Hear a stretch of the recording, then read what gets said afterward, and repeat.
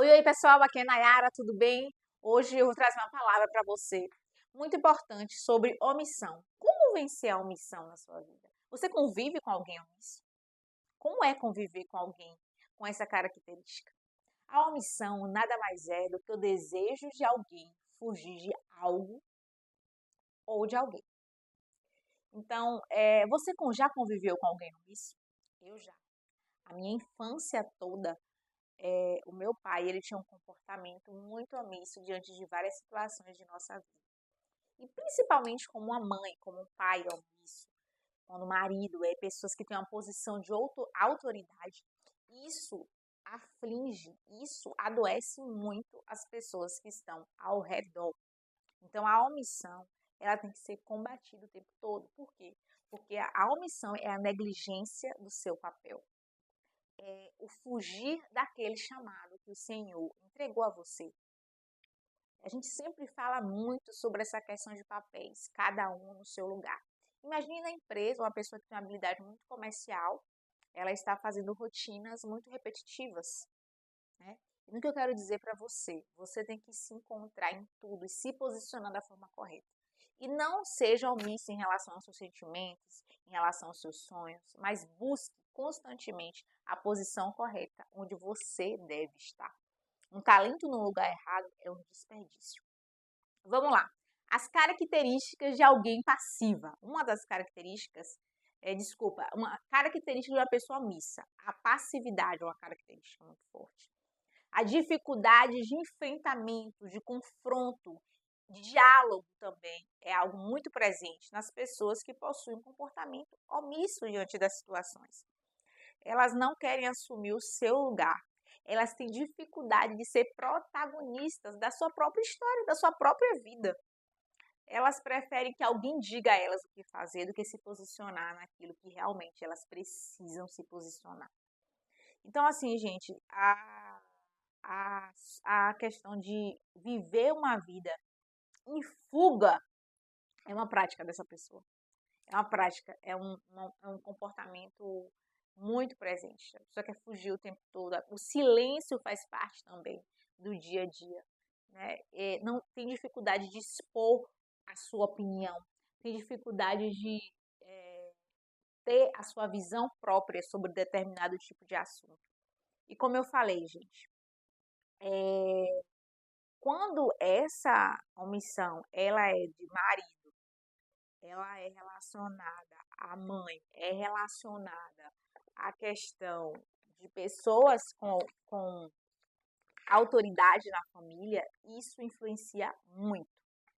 Então, o que eu quero dizer para vocês, gente, conviver com alguém omisso é muitas das vezes você vê a pessoa descendo a ladeira abaixo e você simplesmente não fazer nada. Ou então muita gente ouve às vezes a dor do outro, às vezes tem gente que nem ouve, mas não se compadece em ser uma pessoa que, de alguma forma, tenta ajudar, tenta resolver.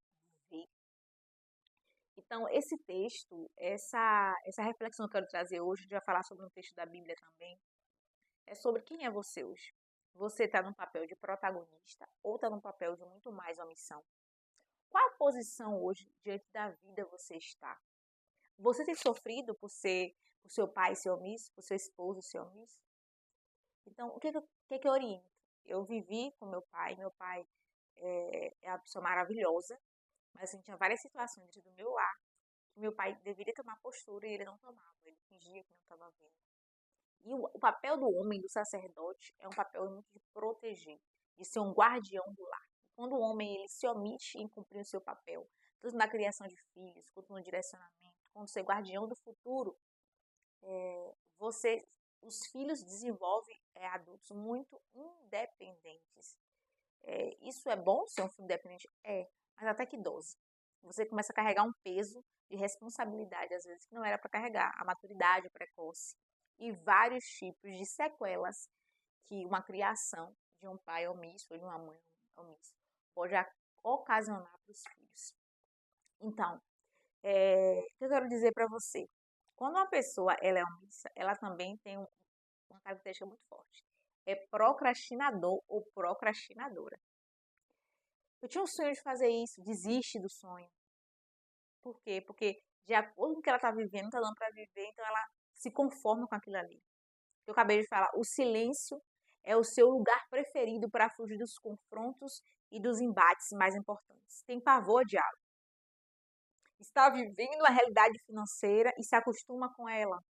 Sabe que aquele valor, aquela realidade não é compatível para a vida que vocês vivem, mas aquela pessoa finge que aquilo ali dá. Ou então acostuma você a um estilo de vida de escassez, porque ela omite que aquilo ali foge um pouco da realidade dela ou dele. Não toma protagonismo ou iniciativa, né? Tem dificuldade de tomar iniciativa para resolver as coisas. Eu vou resolver, eu vou resolver. E quando eu estou falando isso, gente, imagine uma esposa com uma pessoa dessa forma. Você tem que ter muita paciência, muita graça, muita sabedoria para conseguir lidar e impulsionar essa pessoa para o lugar dela. Eu já fui, gente, eu já fui muito essa mulher de querer tomar a frente. E eu estava saindo do meu devido lugar, do meu lugar de submissão, do meu lugar de edificação, para querer fazer o lugar do meu esposo. E aí eu fui aprendendo a impulsioná-lo a ele tomar o seu lugar devido. Porque uma mulher que ela pega o papel do esposo, ela pega uma carga muito pesada e que não é dela. Dentro de um relacionamento, os papéis precisam ser muito bem claros e definidos. E, às vezes, para essa mulher que foi criada com o pai omisso em muitas áreas da vida, ela tende a ter uma iniciativa, um fazer acontecer muito presente na vida dela. Ela não aceita procrastinação, ela não aceita determinadas fraquezas na vida dela, porque ela já viveu esse cenário e ela quer romper em muitas áreas. E uma coisa eu digo para vocês, muitas vezes a mulher se casa com alguém muito parecido com seu pai. E isso aconteceu comigo, meu esposo parece muito, muito mesmo com meu pai. Um coração muito amigável, companheiro, um homem muito bom, mas tem dificuldade em relação a essas características que eu trouxe para vocês da omissão. E como a gente tem evoluído, como ele tem vencido a omissão e como eu, Nayara, o Senhor tem me tratado e me ajudado a conduzi-lo, a mostrar o caminho do lugar dele, do lugar de protagonismo, do lugar de sonhos, o lugar, sabe, de ele tomar o seu posicionamento e não ser omisso em relação à sua vida, sua história e seus sonhos. O que eu quero trazer para vocês, gente? A coragem de romper, a coragem de sair do lugar do medo para o lugar da coragem. A decisão de vencer a procrastinação todos os dias. E como facilitar a vida de alguém que se tornou, que é uma pessoa omissa e uma pessoa procrastinadora.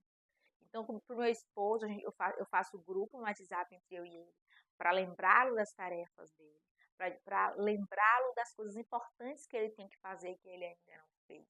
A gente faz lista de atividades para cada um estar fortalecendo a questão dos papéis. Mas, gente, eu tenho 10 anos com meu esposo e como a gente precisou aprender diariamente com o outro. Como a gente teve que aprender todo dia, e todo dia esse exercício de colocar cada um no seu devido lugar. E assim, quais são os malefícios de ter uma família ou uma estrutura familiar com pessoas omissas? Quais são esses malefícios? Eu quero mostrar biblicamente para vocês. Davi foi um pai omisso em várias situações da vida. Mas para mim, o que mais, na minha concepção, tá, gente, na minha visão, foi o acontecimento entre Tamar e Aminon, que Aminon violentou Tamar. E Davi não se posicionou em relação àquela conduta, em relação àquele comportamento.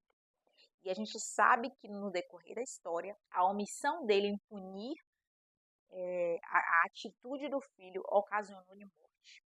Eu quero trazer para vocês, a omissão, ela gera morte. A omissão, ela gera dor. A omissão, ela gera muitos problemas para você, para sua geração e para sua casa. Então, não seja omisso em relação à criação dos seus filhos. Peça força, peça direção a Deus, converse com sua esposa, converse com seu cônjuge, alinhe, ajuste. Um casamento, gente, uma família, a gente constrói todos os dias. Não existe família perfeita, não existe casamento perfeito. Tudo é construído com a base de Deus. Deus vai dando a direção. Se o Senhor não edificar a casa, em vão é tudo. Então você tem que pedir a Deus que lhe dê o governo dele sobre o seu lar. Outro caso, gente, na Bíblia atrás, é o caso de Eli. Eli tinha 2 filhos, Ofni e Finéias. Eles eram filhos que roubavam as ofertas do templo, se prostituíam, faziam obras más diante de Deus e diante dos homens. Em nenhum momento Eli chamou a atenção daqueles filhos em correção, porque algumas vezes ele sabia daquilo, né, comentava, falava, mas em nenhum momento ele corrigiu, advertiu os filhos, tomou um posicionamento de mudança. Por quê? Porque o confronto ele é doloroso e muita gente foge da dor do confronto, mas o confronto ele traz o conserto, ele traz verdades. E você vai confrontar de acordo com o que Deus trouxe a revelação a você. Mas a sua posição em trazer a revelação do que está oculto, em trazer a luz onde há trevas, em trazer o conserto onde há o erro. Isso é de extrema importância dentro da sua vida. Então, não seja uma mulher omissa, não seja um homem omisso. Lute contra a omissão, porque a omissão gera morte. Então, gente, muitas das vezes, outra questão que eu trazer para vocês dentro dessa mensagem, por o líder, ele ser uma pessoa que ele, muitas das vezes, se contenta, não tem tantas ambições. Gente, ambição é importante se ter, a gente não pode ter ganância. Ganância não, mas tem que ambicionar, uma ambição controlada, guiada, conduzida. Deus não quer que a gente viva miserável, uma vida de escassez. Ele não nos criou para isso. Então, muitas das vezes, muitas mulheres têm que estar numa posição de limitação, às vezes intelectual ou financeira, porque a posição do cônjuge é uma posição de omissão em relação à realidade. Uma mentalidade ainda muito escassa, uma mentalidade fraca, frágil. Como você sabiamente precisa impulsionar, injetar palavras de força, de sabedoria, de potencializar a autoestima do cônjuge, que às vezes está muito fragilizada devido ao histórico de vida. Porque casamento é isso. São 2 bagagens de pessoas diferentes que se juntam. E outra, gente, quando a gente não denuncia, quando a gente não confronta, a gente está compartilhando o erro. E diante de Deus, a gente está compactuando com aquilo. Então, Davi compactuou com o pecado de Amnon. Eli compactuou com o pecado dos filhos. Então, você tem esse chamado de advertir, direcionar, de guardar o futuro, porque os filhos são como flechas. E muitas das vezes a negligência, a omissão, coloca a perder até a salvação deles.